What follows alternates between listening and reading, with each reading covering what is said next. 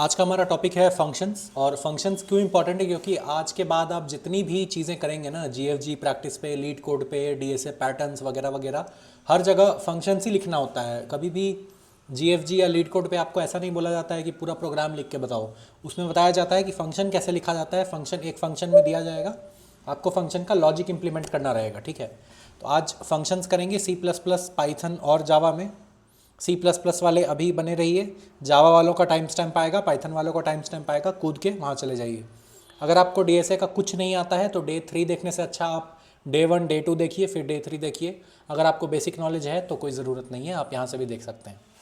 तो फंक्शन होता क्या है ना, फंक्शन जस्ट लाइक मैथ के फंक्शन की तरह होता है, जिसमें एक आप इनपुट देते हो, एक आपको आउटपुट मिलता है। सिंपल भाषा में आप फंक्शन को समझ सकते हैं कि एक ब्लैक बॉक्स है, एक बॉक्स रखा हुआ है, आप उसको कुछ इनपुट देते हो, वो आपको कुछ आउटपुट देता है। फंक्शंस बहुत सिंपल हो सकते हैं। फंक्शन हो सकता है कि आप सम के लिए फंक्शन लिखो, हो सकता है आप डिफरेंस के लिए फंक्शन लिखो। चैट जीपीटी भी एक तरीके का आप सोच सकते हो कि फंक्शन है। आप उसको प्रॉम्प्ट देते हो ना, प्रॉम्प्ट क्या होता है, इनपुट होता है, वो आपको रिजल्ट आंसर बताता है, वो आउटपुट होता है। चैट जीपीटी के अंदर क्या हो रहा है, वो फंक्शन की इम्प्लीमेंटेशन है। वो डिफ़र कर सकती है, बहुत सिंपल हो सकती है, बहुत कॉम्प्लेक्स हो सकती है। तो सी प्लस प्लस और जावा में फंक्शन कैसे लिखे जाते हैं, तो फंक्शन के 3 पार्ट होते हैं। सबसे पहला क्या होता है कि रिटर्न टाइप। रिटर्न टाइप मतलब कि ये आउटपुट क्या देगा, किसी आउटपुट देगा ना भाई, किसी तरीके का आउटपुट देगा। तो हो सकता है कि वो इंटीजर आउटपुट दे, हो सकता है वो स्ट्रिंग आउटपुट दे, हो सकता है वो एरे एज ए आउटपुट दे, हो सकता है वो कुछ भी आउटपुट दे सकता है ना। तो तरह तरह की चीज़ें हैं। तो रिटर्न टाइप मतलब फंक्शन आउटपुट किस तरीके का देगा आपको। ठीक है, अगला होता है फंक्शन नेम। जब आप फंक्शन को यूज़ करेंगे, जब आप फंक्शन को कॉल करेंगे, तो पता कैसे चलेगा कि कौन सा फंक्शन है, तो उसके लिए उसका नाम होता है। जैसे वेरिएबल का नाम होता है, वैसे ही फंक्शन का भी नाम होता है। नाम आप कुछ भी दे सकते हो, आपकी मर्ज़ी है। जनरली लोग फन या फंक देते हैं, आपको जो मन करे आप दीजिए। जैसे वेरिएबल नेम्स होते हैं वैसे ही फंक्शन नेम हो सकते हैं। ठीक है, और क्या होता है input. Input type, input type मतलब कैसा इनपुट लेगा वो। इसमें 2 तरीके की चीज़ें होती हैं। सबसे पहली बात तो कितने इनपुट लेगा। ऐसा नहीं होता है कि फंक्शन बस एक ही इनपुट ले। ठीक है, फंक्शन एक इनपुट ले सकता है, फंक्शन 2 इनपुट ले सकता है, 3 ले सकता है, 100 कितने भी ले सकता है। सबसे पहली बात है कि नंबर ऑफ इनपुट क्या है और हर इनपुट किस टाइप का है, क्योंकि सी प्लस प्लस में टाइप्स मैटर करते हैं। इंटीजर अलग होता है, कैरेक्टर अलग होता है, डेसिमल अलग होता है, स्ट्रिंग अलग होती है। तो कितने इनपुट लेगा और हर इनपुट किस टाइप का होगा वो आपको बताना पड़ेगा। अगर वो आप नहीं बताते हैं तो आपका फंक्शन काम नहीं करेगा सी प्लस प्लस और जावा में। पाइथन में हम देखेंगे आगे, लेकिन ठीक है। तो फंक्शन लिखते कैसे हैं, सबसे पहले जिस ऑर्डर में मैंने यहाँ पे लिखा है इसी तरीके से हम फंक्शन को लिखते हैं। तो सबसे पहले रिटर्न टाइप। फॉर एग्जांपल मैं एक फंक्शन चाहता हूँ कि जो मुझे, अगर मैं उसे एक नंबर देता हूँ तो वो मुझे इस नंबर का डबल करके दे दे। सिंपल फंक्शन है। ठीक है, कैलकुलेटर में भी होता है कि आप नंबर देते हो, इंटू 2 करोगे तो उसका डबल मिल जाएगा। इस चीज़ को मुझे फंक्शन में लिखना है। तो मैं क्या करूँगा कि सबसे पहले आउटपुट क्या आ रहा है, रिटर्न टाइप क्या आ रहा है, आप क्या चाह रहे हैं कि आपको एक नंबर मिले, राइट। आप उस नंबर देंगे, नंबर का डबल भी नंबर ही होगा, तो इंट। ये हो गया इसका रिटर्न टाइप। फंक्शन का नाम आप कुछ भी दे सकते हैं, तो प्रत्युष। और इसके बाद फंक्शन नाम के बाद आपको एक ब्रैकेट देना है। इस ब्रैकेट के अंदर आप इनपुट लिखते हैं। इसमें आपकी मर्जी है, आप कितने भी इनपुट लिखिए, कितने भी टाइप के इनपुट लिखिए, आपकी मर्जी है। ठीक है, तो फॉर एग्जांपल अभी हम लोग इनपुट के बारे में क्या सोच रहे हैं कि हम लोग एक नंबर देंगे, वो हमें उसका डबल देगा। तो इनपुट क्या हो गया, एक नंबर हो गया, तो इनपुट। ठीक है, और इस इनपुट का एक नाम होना चाहिए, जो कि आप कुछ भी दे सकते हैं। अगेन ये वेरिएबल है। ठीक है, इन दे दिया। इसके बाद आपको करना है एंटर और कर्ली ब्रैकेट शुरू कर देना है। कर्ली ब्रैकेट क्यों देना है, जैसा कि इफ एल्स और फॉर में हमने पढ़ा था। कर्ली ब्रैकेट देने से कंपाइलर को पता चलता है कि ये वाला पार्ट फंक्शन का पार्ट है। ठीक है, तो शायद इसमें होती है कि अगर आपका फंक्शन एक ही लाइन का है तो आप कर्ली ब्रैकेट ना भी दें, लेकिन जनरली मैंने जहाँ भी देखा है कर्ली ब्रैकेट देना चाहिए। इससे प्रोग्राम एक तो रीडेबल बनता है और एक अच्छी प्रैक्टिस होती है। अब यहाँ पे हम लोग आ चुके हैं, ये है आपका बॉडी। तो जैसा मैंने बताया था चैट जीपीटी, चैट जीपीटी आप प्रॉम्प्ट देते हो, आंसर आता है। लेकिन वो आंसर कैसे आता है, वो होगा कि चैट जीपीटी में किसी ने कोड किया होगा, कुछ मशीन लर्निंग चलती होगी, कुछ डीप लर्निंग चलती होगी, प्रेडिक्शन, बहुत चीज़ें चलती होंगी। तो वो चैट जीपीटी का इम्प्लीमेंटेशन है कि वो काम कैसे करेगा भाई। बॉडी में आप जो काम करवाना चाहते हैं आपको उसका लॉजिक लिखना पड़ेगा। तो हमारा एम क्या है, हमारी उम्मीद क्या है इस फंक्शन से कि जब मैं इसे n दूँ ये मुझे 2 × n दे। तो आप एक वेरिएबल बनाइए, int result is equal to 2 × n। Operator मैं आपको समझा चुका हूँ डे 1 में, जिसको यहाँ डाउट है तो आप डे 1 डे 2 देखिए और फिर यहाँ पे आइए। अब आपके पास ये रिजल्ट आ गया, देंगे कैसे, मतलब रिटर्न कैसे करेंगे? तो सिंपल है, रिटर्न कैसे करेंगे, रिटर्न से आपको लिखना है रिटर्न रिजल्ट और सेमीकोलन डालना ना भूलिए। तो ये आपका एक फंक्शन बन गया है जो कि एक नंबर लेता है और उसका टू टाइम्स करके आपको देता है। लेकिन ये फंक्शन बन तो गया, अब इसको यूज़ कैसे करेंगे? एक और बात है कि फंक्शन लिखते क्यों हैं, फंक्शन आया क्यों एग्जिस्टेंस में? हमें जो चाहिए होगा हम मेन में भी लिख सकते थे, हम डायरेक्टली यहाँ पे भी लिख सकते थे ना, एक एन ले लेते, एक रिजल्ट ले लेते, रिजल्ट को प्रिंट कर देते। लेकिन फंक्शन लिखा गया रीयूजेबिलिटी के लिए। रीयूजेबिलिटी का मतलब कि अगर आप मान लो एक कंपनी बना रहे हैं, आपके कंपनी में बहुत बड़ा कोड है, उस कोड में 1,00,000 बार आपको ऐसी ज़रूरत पड़ती है कि आप नंबर दें और आपको नंबर का डबल मिले।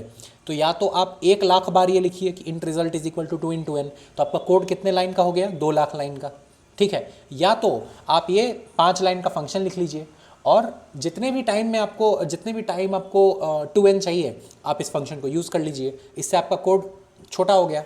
अब ये फंक्शन बहुत छोटा है तो आपको लग रहा होगा कि अरे भैया ये तो 5 लाइन का फंक्शन हो गया, इससे बढ़िया तो हम 1 लाइन वहाँ लिख लेते हैं। लेकिन फंक्शन जनरली 4 लाइन 5 लाइन के नहीं होते, function 100 line 200 line 1000 line 2000 line तक के होते हैं। तो इमेजिन कीजिए कि आपको हर बार आपको 1,00,000 बार 2000 बार लिखना पड़े तो कितना टाइम लगेगा और कितना स्पेस लगेगा। उससे अच्छा आप 1 लाइन का फंक्शन लिख के उस 1000 लाइन को 1 लाइन में कर सकते हो, इसीलिए फंक्शन लिखते हैं। अब फंक्शन यूज़ कैसे करते हैं? तो फॉर एग्जांपल मैंने यहाँ पे n = 10 ले लिया। एक और बात है, ये वाला n और ये वाला n अलग अलग चीज़ें हैं, आप चाहें तो इसका नाम कुछ और भी दे सकते हैं। फॉर एग्जांपल इसका नाम आप m रखिए, p रखिए, q रखिए, r कुछ भी रखिए।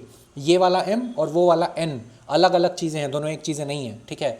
ये जब हम लोग पॉइंटर पढ़ेंगे तो मैं आपको और डिटेल में बताऊँगा कि रेफरेंस क्या होता है और पास बाय वैल्यू क्या होता है, ठीक है। अभी के लिए समझिए कि ये m और ये n अलग अलग चीज़ें हैं।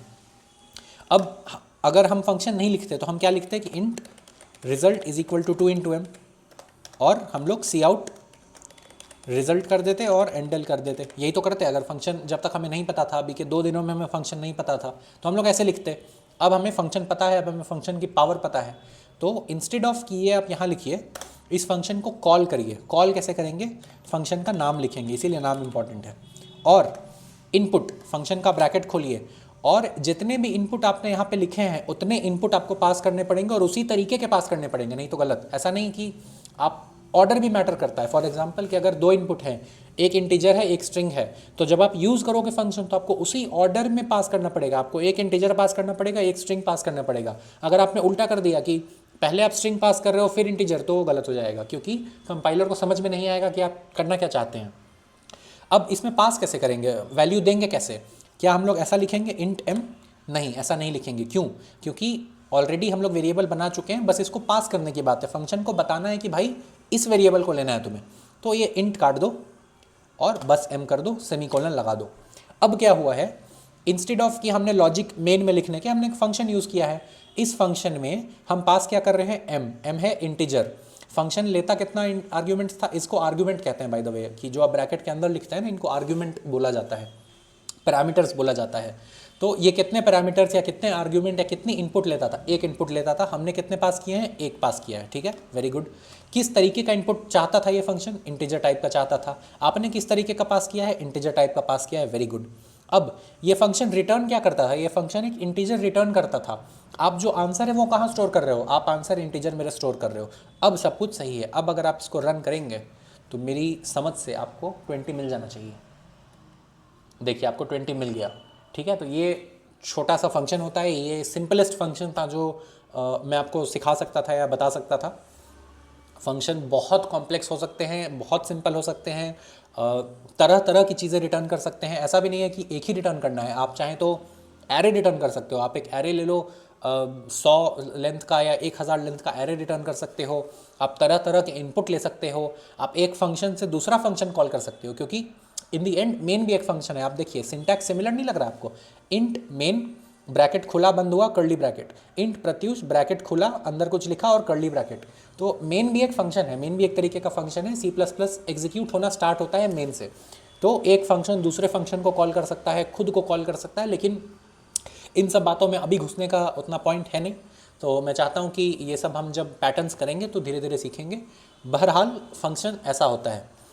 आपको ऐसा भी नहीं है कि आपको रिजल्ट स्टोर ही करना है। जब आप सी आउट कर रहे हो तो आप सी आउट क्या कर रहे हो, रिजल्ट में क्या है, फंक्शन का आंसर। आप डायरेक्टली इसको प्रिंट कर सकते हैं। अगर मैं इसको कॉपी करके यहाँ प्रिंट कर दूँ तो देखिए क्या होता है।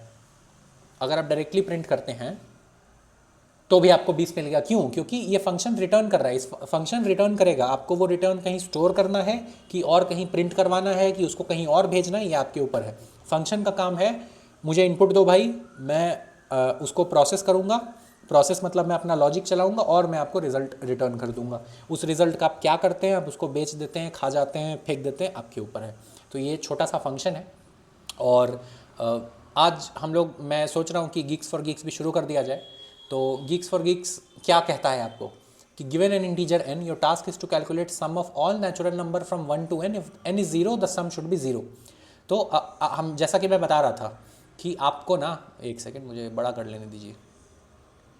तो जैसा कि मैं आपको बता रहा था कि गीक्स फॉर गीक्स या लीड कोड पे कभी भी आपको पूरा प्रोग्राम नहीं लिखने दिया जाएगा। प्रोग्राम ये लोग लिख देते हैं, आपको फंक्शन लिखना होता है। इस फंक्शन का एम क्या है कि आपको sum of all natural number from 1 to n, अगर n 0 है तो सम शुड बी 0, तो एक एज केस है। तो अब ये फंक्शन देखिए, int find sum int n, मतलब इस फंक्शन का रिटर्न टाइप इंट है, इस फंक्शन का नाम फाइंड सम है, और इस फंक्शन को एक आर्गुमेंट मिलता है जो कि इंटीजर टाइप का होता है। सबसे पहले तो हम लोग इस वाले लाइन, आपको इसका लॉजिक लिखना है। किसी भी leet code, GFG, DSA problem में आपको बस फंक्शन का लॉजिक लिखना है और कुछ नहीं लिखना, बाकी सब वो कर लेते हैं। ये main function, name space, STD, printing, सब वो करेंगे। सबसे पहले तो ये लास्ट वाला लाइन बहुत आसान लग रहा है कि n 0 है, सम शुड बी 0। तो हमने क्या पढ़ा है, इफ़। तो if n is equal to 0, return 0। यही तो होता है कि रिटर्न 0 करना है। अब n अगर 0 नहीं है तो आपको सम ऑफ 1 to n करना है। अब सम ऑफ 1 to n कैसे करते हैं, मैथ्स में क्लास 9, 8 में फॉर्मूला था n इंटू एन प्लस 1/2। तो एक रिज़ल्ट ले लेंगे जो करेगा n इंटू एन प्लस 1, और हम लोग कर देंगे रिजल्ट बाई 2। फिर से मैं बोल रहा हूँ, नाम का कोई फ़र्क नहीं पड़ता, आपको जो नाम रखना है आप वो करिए। हम क्या कर रहे हैं, n 0 है, रिटर्न 0 कर दो, result n into n plus 1, return result by 2। अगर आपका मन करता तो आप एक और रिजल्ट लेके रेस्ट बाई 2 करते और फिर आप रिजल्ट रिटर्न करते। तो ये सब लिखने का तरीका है, आपको जैसे सुविधा हो आप वैसे लिख सकते हैं। वैसा कोई हार्ड एंड फास्ट रूल नहीं कि आपको ऐसे ही लिखना है, मेरे जैसे मैं लिखता हूँ ऐसे लिखना है। आप पूरा एक लाइन में लिखिए। अब देखिए, your output 10, expected output 10, compile हो चुका है, सबमिट पे आके क्लिक कर दीजिए और देखते हैं कि सबमिट होता है कि नहीं। मेरी समझ से हो जाना चाहिए। ये देखिए, प्रॉब्लम सॉल्व सक्सेसफुली। ठीक है, तो ये फंक्शन होता है। आप जाके और थोड़े थोड़े क्वेश्चन कर सकते हैं ऐसे बेसिक लेवल के, जिसमें, क्योंकि जीएफजी पे तो हर क्वेश्चन फंक्शन का ही है। तो अभी तक जितना भी पढ़ाया है उस तरीके से आप क्वेश्चन ढूंढ के कर सकते हैं अपने हिसाब से। जीएफजी पे 2-3 क्वेश्चन करेंगे, आपको फंक्शन का आइडिया लग जाएगा। तो बस आज के लिए C++ के लिए इतना ही, और कंसिस्टेंट बने रहिए। बार बार मैं आपसे यही एक बात बोलना चाहता हूँ, और मिलते हैं कल। जावा वाले भाइयों का और बहनों का स्वागत है। बहुत बहुत सारे कमेंट्स आए थे जावा के, तो शुरू करते हैं जावा में। सबसे पहले आज का टॉपिक जो है फंक्शंस। फंक्शंस क्या होता है कि फंक्शन एक ब्लैक बॉक्स है, ठीक है। फंक्शन, चैट जीपीटी एक फंक्शन है, मान लो। आप उसको क्या देते हो, आप कुछ लिखते हो, टाइप करते हो कि प्रॉम्प्ट बोलते हैं ना उसको। तो आप प्रॉम्प्ट लिखते हैं, चैट जीपीटी आपको आंसर देता है। तो वो प्रॉम्प्ट के साथ कुछ करता होगा, वो प्रॉम्प्ट को लेके कुछ मशीन लर्निंग करता होगा, डीप लर्निंग करता, हमें नहीं मालूम। बस हमें पता है कि हम इनपुट देते हैं जो कि प्रॉम्प्ट है, हमें आउटपुट मिलता है जो कि जो भी टेक्स्ट है या इमेज है, जो भी वो देता है। फंक्शन सेम चीज़ होती है। फंक्शन मतलब एक ऐसा बॉक्स जिसमें आप एक तरीके का इनपुट देंगे और आपको एक तरीके का आउटपुट मिलेगा। बीच में वो फंक्शन उसमें कुछ प्रोसेसिंग कर सकता है, नहीं भी कर सकता है। तो फंक्शन बहुत सिंपल हो सकते हैं, जैसे n, अगर आप एक नंबर देना चाहते हैं, आप नंबर का डबल करना चाहते हैं। फॉर एग्जांपल, आप चाहते हैं कि अगर मैं 10 दूँ तो मुझे 20 मिले, 5 दूँ तो 10 मिले। तो ये बहुत सिंपल फंक्शन हो गया।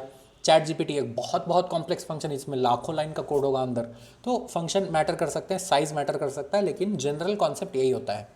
अब फंक्शन में 3 तरीके के पार्ट्स होते हैं, स्पेशली C++ और जावा में। सबसे पहला पार्ट होता है रिटर्न टाइप, ठीक है। रिटर्न टाइप मतलब किस तरीके का आउटपुट देगा आपको वो। रिटर्न की स्पेलिंग गलत है, आप, मुझे उम्मीद है कि आप लोग जानते होंगे। स्पेलिंग मिस्टेक्स को माइंड मत करिएगा। स्पेलिंग मिस्टेक्स आप कमेंट्स में कर सकते हैं, लेकिन मेन प्रोग्राम में नहीं कर सकते हैं, ठीक है। सबसे पहला होता है रिटर्न टाइप, मतलब किस तरीके का रिटर्न टाइप आप एक्सपेक्ट करें, क्योंकि जावा में इंटीजर भी होता है, स्ट्रिंग भी होता है, कैरेक्टर भी होता है, तरह तरह की चीज़ें होती हैं, डेसिमल होते हैं। तो चैट जीपीटी का एग्जांपल लेके, चैट जीपीटी आपको टेक्स्ट दे सकता है, आपको वो ऑडियो दे सकता है, वीडियो दे सकता है, इमेज दे सकता है, कोई ऑनलाइन लिंक दे सकता है, कुछ भी PDF दे सकता है, एक्सेल दे, तरह तरह की चीज़ें कर सकता है। तो वो चैट जीपीटी आपको क्या देगा उसको कहते हैं रिटर्न टाइप, किस टाइप का रिटर्न मिलेगा, ठीक है, तो वो होता है रिटर्न टाइप। अगला होता है पार्ट इसका फंक्शन नेम। जैसे हर वेरिएबल का नेम देना ज़रूरी है, वैसे ही हर फंक्शन को नेम देना ज़रूरी है। कंपाइलर को समझ में कैसे आएगा कि आप कौन सा फंक्शन यूज़ कर रहे हैं, कौन सा फंक्शन कहाँ पे है, कहाँ ढूंढना है उसको, नाम से। हर आदमी का नाम होता है, हर फंक्शन का नाम होता है, सिंपल बात है। अगला है इनपुट। इनपुट आर्ग्यूमेंट्स, इनको आर्ग्यूमेंट्स या पैरामीटर्स बोलते हैं।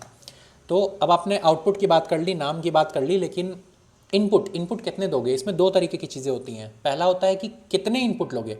ज़रूरी नहीं है कि फंक्शन को आप एक ही तरीके का इनपुट दें। फंक्शन को आप एक दे सकते हो, दो इनपुट दे सकते हो, तीन इनपुट दे सकते हो, 100 दे सकते हो, जितने आपको मन करे। तो कितने नंबर ऑफ इनपुट्स कितने हैं और हर एक इनपुट कितने किस टाइप का है, मतलब अगर आप दो इनपुट दे रहे हैं तो क्या दोनों इंटीजर है, या तो एक इंटीजर है एक स्ट्रिंग है, या तो एक कैरेक्टर है एक डबल है, एक डेसिमल है एक कुछ और है, तो ये होता है। और इनका ऑर्डर भी मैटर करता है। फॉर एग्जांपल अगर मैंने फंक्शन लिखा कि मैंने फंक्शन बनाया कि एक फंक्शन दो इनपुट लेगा, वो पहला इनपुट इंटीजर लेगा, दूसरा इनपुट स्ट्रिंग लेगा, तो आपको इसी तरीके से यूज़ करना है और इसको याद रखना है। क्यों? क्योंकि अगर आप पहला इनपुट स्ट्रिंग देंगे, दूसरा इंटीजर देंगे, तो वो गड़बड़ हो जाएगा, क्योंकि कंपाइलर उतना स्मार्ट है नहीं आपका, ठीक है। तो अब ये तीन पार्ट होते हैं, हम इस तीन पार्ट को यूज़ करके लिखते कैसे हैं, एग्जैक्टली इसी ऑर्डर में लिखते हैं जो कि स्क्रीन पे है। सबसे पहले रिटर्न टाइप। तो फॉर एग्जांपल हम लोग ऐसा फंक्शन बनाना चाहते हैं जो अगर आप उसको एक इंटीजर नंबर दें तो उसको वो आपको डबल दे दे उसका। तो इसका रिटर्न टाइप क्या होगा, आप नंबर दे रहे हो, आपको डबल चाहिए, तो इंटीजर ही चाहिए होगा ना। इंट फंक्शन का नाम आप कुछ भी लिख सकते हैं। तो लेट से प्रत्युष लिख दिया मैंने, आप अपने सुविधा से, अपनी श्रद्धा से कुछ भी लिखिए। इसको लिखने के बाद आपको ब्रैकेट ओपन करने हैं। अब आपने रिटर्न टाइप लिख दिया, नाम लिख दिया, ब्रैकेट ओपन कर दिए। इनपुट आर्ग्यूमेंट्स, आपको इनपुट देना है, तो इसमें हमारा इनपुट क्या है, एक नंबर, तो हम लोग एक नंबर, और उस वेरिएबल का आपको नाम देना पड़ेगा, जैसे आप मेन में नाम देते थे, और कर्ली ब्रैकेट खोल के शुरू हो जाइए। यहाँ पे आप इम्प्लीमेंटेशन लिखेंगे या फिर अपना लॉजिक लिखेंगे। मतलब चैट जीपीटी को आप प्रॉम्प्ट देते हैं तो चैट जीपीटी क्या करता है अंदर, चैट जीपीटी कुछ तो करता होगा, उसमें अपना कुछ जोड़ता होगा, घटाता होगा, बहुत चीज़ें करता होगा। तो आपका फंक्शन कैसे रिटर्न करेगा, डबल कैसे रिटर्न करता है, तो उसका लॉजिक आप यहाँ पे लिखेंगे, और जब काम बन जाए तो उसको रिटर्न कर देंगे। तो ये फंक्शन का सिंटैक्स होता है। तो हमारा लॉजिक क्या है, हम लोग क्या रिटर्न करना चाहते हैं कि हम लोग n का ट्वाइस रिटर्न करना चाहते हैं। तो एक वेरिएबल बना लीजिए, result is equal to n into 2 कर लेंगे, और अब हमारा काम हो गया, रिजल्ट में n आ गया, रिटर्न कर देंगे इस रिजल्ट को, बस सेमीकोलन, ये आपका फंक्शन बन गया 4-5 लाइन का, ठीक है। अब इस फंक्शन बना तो लिया आपने, अब इसको यूज़ कैसे करेंगे। उससे पहले एक बात आती है कि फंक्शन मतलब आया क्यों, कॉन्सेप्ट क्यों आया फंक्शन का। इसलिए आया क्योंकि अभी तो आप देख रहे हो कि ये फंक्शन कितना 5 लाइन का है, 2 लाइन का इम्प्लीमेंटेशन है, बाकी इधर उधर। हो सकता है कोई फंक्शन आपको ऐसा लिखना पड़े जिसमें 1000 लाइन की कंप्यूटेशन हो। फॉर एग्जांपल जिन्होंने सुना होगा, नहीं सुना होगा, खैर कोई बात नहीं, दिक्स्ट्रा एल्गोरिदम करके ग्राफ एल्गोरिदम होती है, ठीक है। तो उसमें क्या होता है कि एक पॉइंट से दूसरे पॉइंट तक डिस्टेंस कैलकुलेट करते हो आप। अब दिक्स्ट्रा एल्गोरिदम का इम्प्लीमेंटेशन अगर आप देखने जाओगे तो वो करीब करीब 100-150 लाइन का इम्प्लीमेंटेशन है। इमेजिन करो गूगल मैप्स। अब गूगल मैप्स का तो काम ही यही है कि वो एक पॉइंट से दूसरे पॉइंट तक डिस्टेंस फाइंड करता है ग्राफ की मदद से। अब आप सोचिए गूगल मैप्स को करोड़ों लोग यूज़ करते हैं, हर दिन यूज़ करते हैं, तो गूगल मैप्स को कितने बार या दिक्स्ट्रा यूज़ करना पड़ता होगा, करोड़ों बार हर दिन। अब फॉर एग्जांपल फंक्शन ना होता तो जितने भी बार गूगल को यूज़ करना होता दिक्स्ट्रा एल्गोरिदम, उतने बार इंजीनियर्स को वो लिखना पड़ता, 100 लाइन 150 लाइन जो भी है। लेकिन अगर उन्होंने एक फंक्शन लिख दिया, एक फंक्शन बना के रख दिया कि भाई ये दिक्स्ट्रा है, ये ऐसा इनपुट लेता है और ऐसा आउटपुट देता है, तो जहाँ भी उनको यूज़ करना होगा वहाँ बस वो एक लाइन लिख देंगे कि दिक्स्ट्रा ये 2 पॉइंट है, बता दो, दिक्स्ट्रा बता देगा। इसीलिए कोड के रीयूजेबिलिटी के लिए सेम कोड बार बार लिखना बोरिंग हो जाता है और डेवलपमेंट में मुश्किल आती है। तो अगर आपको एक चीज़ बहुत बार यूज़ करनी है तो क्यों ना उसका फंक्शन बना के रख लिया जाए। मैं बताता हूँ यूज़ कैसे होता है। अब यूज़ कैसे करने के लिए, अगर हम लोग मान लो फंक्शन नहीं होता, हम लोग डे 2 में होते या डे 1 में होते जहाँ हमें फंक्शन का आइडिया नहीं था, तो आप इस प्रोग्राम को कैसे लिखते हैं। अगर मैं बताता कि आपको एक नंबर है, उसका ट्वाइस आपको प्रिंट करना है, तो आप क्या करते, आप एक नंबर ले लेते, आप उसका 2 टाइम्स प्रिंट कर कैलकुलेट कर लेते, और आप system.out.print में वो नंबर प्रिंट कर देते। यही तो करते, अभी तक हम लोग यही करते आ रहे थे। अब हमारे पास फंक्शन है, अब हम चाहते हैं कि ये जो लॉजिक है, ये लॉजिक हुआ ना कि आप कुछ तो कर रहे हो यहाँ पे। अब 1 लाइन का लॉजिक हो सकता है, 100 लाइन का, कुछ भी हो सकता है। अब मुझे मन है कि मैं इस फंक्शन को यूज़ करूँ, इंस्टेड ऑफ 2 × n लिखने के मैं इस फंक्शन को यूज़ करूँ, तो फंक्शन यूज़ कैसे करना है, सबसे पहले फंक्शन का नाम लिखना है प्रत्युष। स्पेलिंग मिस्टेक नहीं होनी चाहिए, नाम एग्जैक्ट होना चाहिए, ठीक है। आप ऐसा नहीं कि प्रत्युष की जगह कुछ और लिख दिया आपने, परवेश लिख दिया, तो नहीं चलेगा। अब एक बार आपने ब्रैकेट खोल दिया, प्रत्युष इनपुट में क्या एक्सपेक्ट कर रहा है, प्रत्युष इनपुट में एक इनपुट एक्सपेक्ट कर रहा है जो ये है।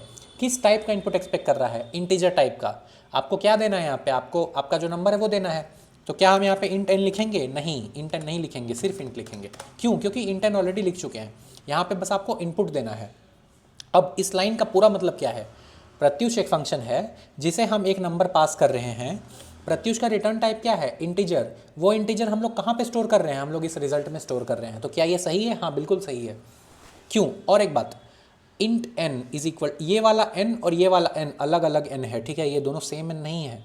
ये आपको लगता होगा कि ये तो एन यहाँ भी है एन वहाँ भी है, वैसा नहीं होता। आप इसका नाम अलग भी दे सकते हैं, सेम भी दे सकते हैं, लेकिन ये अलग अलग एन है। आगे जाके जब हम लोग pass by value, pass by reference पे आएंगे पैटर्न्स पे, तो मैं आपको ये बताऊंगा, लेकिन अभी के लिए समझिए कि अलग अलग एन है। अब आपने इसका रिजल्ट स्टोर कर लिया, अब हम अगर इसको चलाएं तो अब देखते हैं कैसा लगेगा।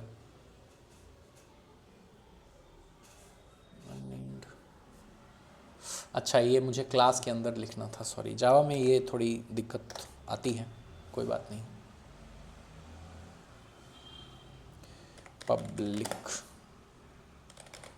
ठीक है। जावा का ये सिंटैक्स होता है। ये क्यों हुआ है, क्योंकि हमने क्लासेस और ऑब्जेक्ट्स यूज़ किए हैं, तो ये होता है।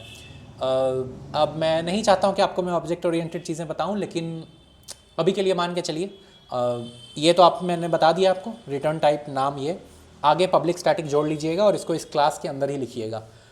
इसमें एक ऑब्जेक्ट ओरिएंटेड का कॉन्सेप्ट है, क्योंकि अगर आप स्टैटिक नहीं लिखते हैं तो वो फिर ये दूसरा हो जाएगा, ये टॉपिक ही दूसरा बदल जाएगा, ठीक है। तो जैसे जैसे आगे बढ़ेंगे मैं आपको बताऊंगा, लेकिन ठीक है, अभी के लिए पब्लिक स्टैटिक याद रखिए। और एक बात कि ये तो आपका बहुत बेसिक सा फंक्शन हो गया। अब देखिए, आपको कुछ सिमिलैरिटी दिख रही होगी, public static int Pratyush, public static int main, ये भी कुछ कर रहा है यहाँ पे, ये भी कुछ कर रहा है। तो क्या आपको ऐसा नहीं लग रहा है कि मेन, ये मेन जो लिखा हुआ है, जो पहले से लिखा हुआ आपको मिलता है हर जगह, मेन क्या है, मेन भी एक तरीका का फंक्शन है। मेन वो फंक्शन है जहाँ पे C++ या जावा का प्रोग्राम स्टार्ट होता है। पाइथन में ऐसा नहीं होता, लेकिन C++ और जावा में मेन से ही स्टार्ट होता है। तो आप मेन से दूसरे फंक्शन कॉल कर सकते हो, इस फंक्शन में आप और कोई दूसरा फंक्शन कॉल कर सकते हैं। आप अगर एक और फंक्शन बना देते नारायण, वो इस रिजल्ट को लेके कुछ और कर रहा होता। आप नारायण से एक और बना देते यूट्यूब, वो कुछ और कर रहा होता। तो आप ऐसे कॉल करते रह सकते हैं, लेकिन ऐसा यूसेज होता है फंक्शन का। ये एक बेसिक सिंटैक्स है। और जैसे जैसे आप प्रोग्राम बनाएंगे, जो कि हम लोग आज ही बना लेते हैं, ये देखिए, अब शुभ काम में देरी नहीं करते हैं। GFG पे कोई भी प्रोग्राम आप GFG या लीड कोड पे बनाओगे ना, तो आपको बस इतना दिया होगा। अब क्या इसका मतलब है कि इसमें मेन फंक्शन नहीं लिखा हुआ है? लिखा हुआ है, आपको दिख नहीं रहा है, वो यहाँ पे लिखा हुआ होगा, कहीं पर, कहीं नीचे लिखा हुआ होगा। आपको किसी भी DSA पैटर्न या DSA प्रॉब्लम में बस फंक्शन का लॉजिक लिखना होता है, बाकी आपको दिया होता है। तो ये फंक्शन हमें क्या बोल रहा है, देखो, calculate the sum of all natural number from 1 to n, n is 0, sum should be 0। सबसे पहले तो फंक्शन को समझो, पब्लिक स्टैटिक इग्नोर करो। ये क्या है, इस फंक्शन का रिटर्न टाइप है इंट, इस फंक्शन का नाम है फाइंड सम। ये फंक्शन आर्ग्यूमेंट लेता है एक, किस तरीके का, इंटीजर। ओके, हमें आ गया समझ में कि हमें रिटर्न तो इंटीजर करना है, रिटर्न टाइप इंटीजर है, इंटीजर ही रिटर्न करोगे। और रिटर्न क्या करना है, सबसे पहला तो ये लाइन है कि n 0 है तो सम शुड बी 0। सबसे पहले तो इसी को ख़त्म कर दो, n 0 है तो रिटर्न 0 कर दो, ख़त्म हो गई बात। अब सम ऑफ ऑल नेचुरल नंबर, मतलब ये बता रहा है कि अगर आपके फंक्शन में कोई n इनपुट देता है तो आपको 1 से n तक का सम देना है। यही तो है, हमारे वाले में हम 2 into n रिटर्न कर रहे थे, इसको चाहिए कि 1 से n का सम। तो अगर आपने मैथ्स में पढ़ा होगा 5-6 क्लास में, तो एक फार्मूला होता है n into n plus 1/2। कोई रॉकेट साइंस नहीं है, मैंने इन्वेंट नहीं किया है, ये होता है। तो सबसे पहले हम क्या करेंगे, एक वेरिएबल में n into n plus 1 store कर लेंगे, और हमें इसका बाई 2 रिटर्न करना है, तो हम इसका बाई 2 कर देंगे। आपकी सुविधा के लिए आप इसको एक और वेरिएबल में कर सकते हैं, इंट रिजल्ट कर दीजिए, रिजल्ट बाई 2 कर दीजिए, और रिटर्न रिजल्ट कर दीजिए। बस फंक्शन में आप क्या कर रहे हो, n मिल रहा है, n 0 है तो 0 रिटर्न कर रहे हो, ये कर दे रहे हो, रिजल्ट में n into n plus 1 store कर रहे हो, रिजल्ट में फिर रेस बाई 2 स्टोर कर रहे हो, रिजल्ट रिटर्न कर दे रहे हो। सिंपल सिंपल, 2 लाइन 3 लाइन का तो है, उतना कुछ इसमें खास बात है नहीं समझाने लायक। इसको कंपाइल करके देख लीजिए, आपका आंसर देखो, आपका आउटपुट एक्सपेक्टेड आउटपुट दोनों सेम है। सबमिट कर दीजिए, मुझे उम्मीद है कि सबमिट हो जाएगा, हो भी जाएगा, क्योंकि अभी मैंने C++ में जस्ट किया हुआ है, तो हाँ, मैं एक्टिंग कर रहा हूँ, तो हो गया। तो ये फंक्शन है। आप ऐसे बेसिक प्रोग्राम्स, इस प्रॉब्लम का लेवल बेसिक है, तो बेसिक प्रोग्राम्स अगर आप बनाएंगे 3-4 ऐसे ऐसे, तो आपको फंक्शंस का एक अच्छा खासा हैंग मिल जाएगा। बाकी कुछ ऐसा होता नहीं है। फंक्शंस बहुत सिंपल चीज़ है, बहुत इजी चीज़ है, बहुत यूज़फुल चीज़ है, बहुत फंडामेंटल चीज़ है। तो बस ऐसे 2-3 क्वेश्चन कर लीजिए अपने हिसाब से, और मिलते हैं कल। और कंसिस्टेंट रहिएगा, बार बार मैं एक ही बात आप लोगों को समझाने की कोशिश करता हूँ। कंसिस्टेंट रहिए और मिलते हैं कल। स्वागत है पाइथन वाले बच्चों का। तो होता ऐसा है ना कि मैं सी प्लस प्लस पढ़ाता हूँ, फिर मैं जावा पढ़ाता हूँ, फिर मैं पाइथन पढ़ाता हूँ, और पढ़ाता मैं सेम चीज़ हूँ, बोलता मैं सेम चीज़ हूँ, बस थोड़ा सिंटैक्स का डिफरेंस होता है। तो पाइथन आते हैं तो थोड़ा सा मैं हो जाता हूँ बोर। कल से मैं ऐसा नहीं करूँगा, कल से मैं कोशिश करूँगा कि पाइथन पहले पढ़ाऊँ, ताकि थोड़ा फ्रेश रहूँ मैं आपको पढ़ाते हुए। खैर कोई बात नहीं। फंक्शंस, आज का हमारा टॉपिक फंक्शंस है। फंक्शंस समझने का सबसे आसान तरीका है चैट जीपीटी। आप चैट जीपीटी में एक प्रॉम्प्ट देते हैं, आप चैट जीपीटी उसमें कुछ करता होगा जादू, और आपको एक रिजल्ट मिल जाता है। तो इसी को फंक्शन कहते हैं। फंक्शन एक बॉक्स होता है जिसमें आप इनपुट देते हो, उसमें वो गोल गोल गोल गोल कुछ करता है, हमें नहीं पता क्या करता है, और आपको आउटपुट दे देता है। ठीक है, तो फंक्शन मतलब इनपुट, कुछ प्रोसेसिंग, लॉजिक और आउटपुट, सिंपल थिंग। अब फंक्शन बने क्यों भाई, किसको दिमाग में आया कि फंक्शन बना देते हैं, बिना फंक्शन के क्यों नहीं काम चलता है? काम तो चल जाता है, लेकिन इमेजिन कीजिए कि आपको 10 लाइन का एक काम करवाना हो। उस काम को करने में आपको 10 लाइन लगते हैं, और एक कंपनी है जिसका कोड बहुत बड़ा है, और आपको कंपनी के कोड में बहुत जगह वो सेम काम करवाना है, एग्जैक्टली सेम काम करवाना है। एक रास्ता तो ये था जब फंक्शंस आने से पहले कि सारे इंजीनियर्स उन 10 लाइन को बार बार लिखें। तो आप 10 लाइन को कॉपी पेस्ट करते रहिए पूरे कोड में, तो आप 1000 बार कॉपी पेस्ट कर देंगे, आपका कोड 2 किताब भर का हो जाएगा। दूसरी गलती क्या है, आपने एक जगह कहीं पे गलती कर दी कॉपी पेस्ट में या फंक्शन लिखने में, तो सेम गलती आप कॉपी पेस्ट करते चले गए, तो आपकी सेम गलती हर जगह हो गई। आपको चेंज करना होगा तो आपको 1000 जगह चेंज करना पड़ेगा।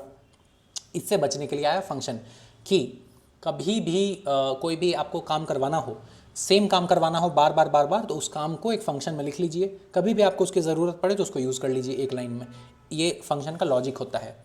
अब पाइथन का जो फंक्शन लिखने का तरीका है और काम करने का तरीका है ना, वो थोड़ा अलग है सी प्लस प्लस पाइथन से। क्यों? क्योंकि पाइथन लूजली टाइप लैंग्वेज है। लूजली टाइप से मेरा क्या मतलब है कि अगर आप एक वेरिएबल लिखते हैं तो सी प्लस प्लस में आपको लिखना पड़ता इंट एन। पाइथन में आप just n is equal to 10 लिख सकते हो। वो पाइथन को समझ में आ जाता है कि okay n is equal to 10 मतलब एन तो इंटीजर ही होना चाहिए, एन स्ट्रिंग नहीं होगा। इसीलिए लिखते कैसे हैं फंक्शन को, हमें एक फंक्शन बनाना है। फॉर एग्जांपल हम एक ऐसा फंक्शन बनाना चाहते हैं जो एक नंबर ले और उस नंबर का 2 टाइम्स आपको रिटर्न करे। सबसे पहले आपको लिखना है डेफ मतलब डिफाइन, डेफ लिखते हैं। उसके बाद आपको देना है इसका नाम में आप कुछ भी दे सकते हैं, आपका जो मन करे। अब आपको रिटर्न टाइप नहीं लिखना है, उसकी चिंता हम बाद में करेंगे। आपको इसमें इनपुट देना है। इनपुट में 2 चीज़ें हैं, कितने इनपुट दे रहे हो आप, और हाँ एक ही चीज़ है, कितने इनपुट दे रहे हो। ऐसा ज़रूरी नहीं है कि आप एक ही इनपुट दो, आप कितने भी दे सकते, जितना आपका मन करे। इस केस में हम लोग एक इनपुट दे रहे हैं, आपको उस इनपुट वेरिएबल का नाम देना पड़ेगा। आप यहाँ पे एन दे सकते हैं, एम दे सकते हैं, पी दे सकते हैं, ए दे सकते हैं, जो मन करे दे सकते हैं, एन दे देते हैं। कोलन लगाना ना भूलें, बार बार मैं बोल रहा हूँ, पाइथन में बिगिनर्स को बहुत दिक्कत होती है।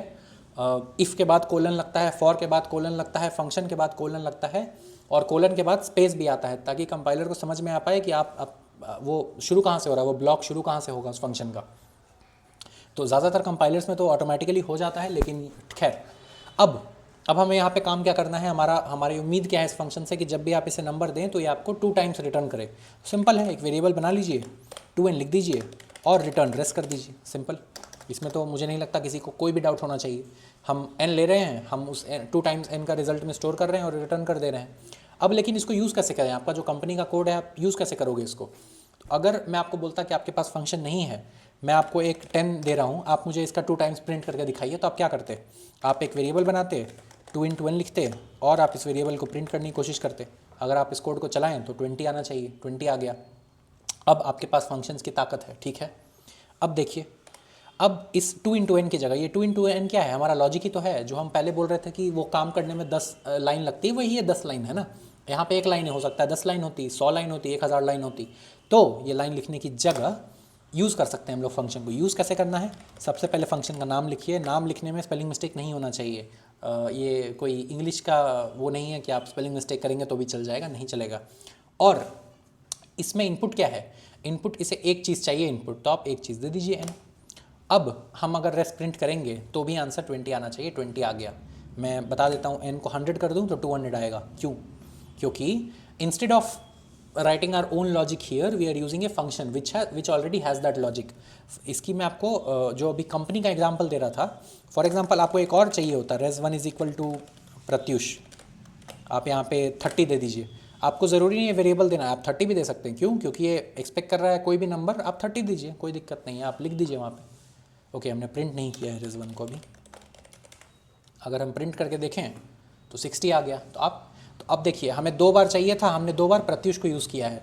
अब यहाँ तो एक लाइन है 2 into n, तो आप बोलेगा कि प्रत्युष की जगह 2 into n ही लिख देते तो ज़्यादा अच्छा होता। नहीं, 2 into n तो यहाँ पे है ना, यहाँ पे आपको समझाने के लिए एक लाइन का लिखा है। फंक्शन में 1000 लाइन होते तो आपके 1000 लाइन यहाँ हो जाते, 1000 लाइन यहाँ हो जाते। अभी आपका काम 2 लाइन में हो गया। ये होती है फंक्शन।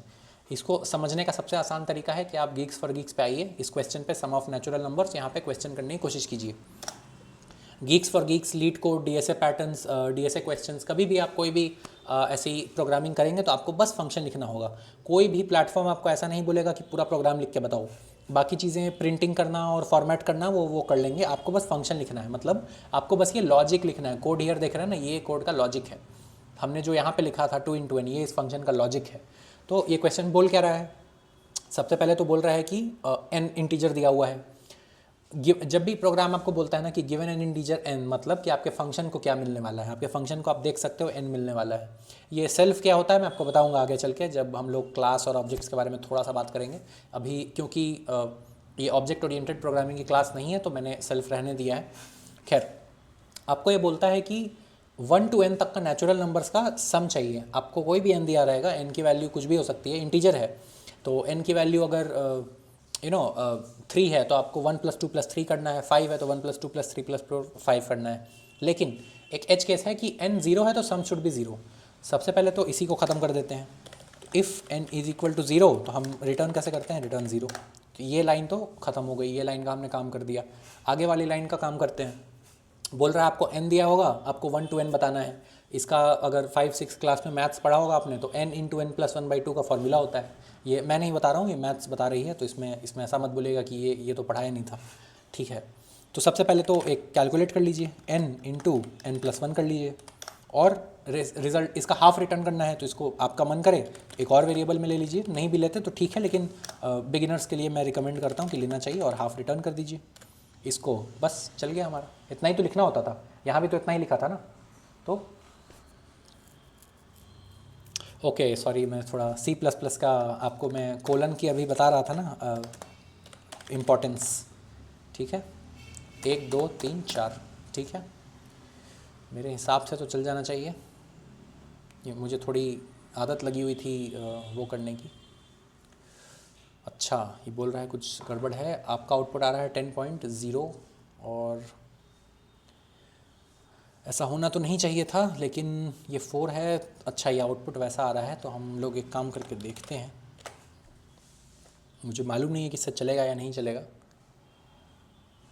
ओके, ठीक है, यहाँ कुछ एरर आ रहा है, मैं ये एरर कमेंट्स में डाल दूँगा। अभी तो मुझे ऐसा होना नहीं चाहिए, पता नहीं क्यों ऐसा रिटर्न। अगर मैं इसको, आपको समझ में आया ना कि प्रॉब्लम कहाँ हो रही है? कहाँ है प्रॉब्लम हो रही है कि ये 10.0 रिटर्न कर रहा है, जो कि एक डबल टाइप का है, और हमारा प्रोग्राम क्या आंसर चाहता है? वो 10 चाहता है, परफेक्ट 10 चाहता है। ऐसा होना तो बिल्कुल नहीं चाहिए था मेरे हिसाब से। ओके, अभी भी ये 10.0 ही रिटर्न कर रहा है। इसको टाइप कास्ट कैसे करते हैं? ठीक है, एरर से मैं आपको बार बार बोल रहा हूँ, कभी डरिए मत। तो कभी भी type cast to int in Python, error जितने आप एरर करेंगे उतनी आपको समझ में आएगी। ठीक है, ओके, तो ये तो बोल रहा है कि ऐसे ही करते हैं, इंट 1।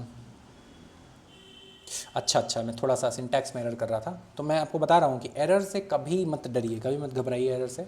हर एरर से आपको इतना कुछ सीखने को मिलेगा कि आप सोचते रह जाएंगे। तो हम लोग res/2 कर रहे थे, और अगर हम लोग ऐसा रिटर्न कर दें, अब मेरे ख्याल से काम बन जाना चाहिए।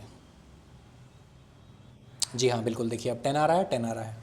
तो एरर का अपना एक मज़ा है, अपना एक एडवेंचर है, आप भी करिए। तो देखिए, प्रॉब्लम सॉल्व सक्सेसफुली।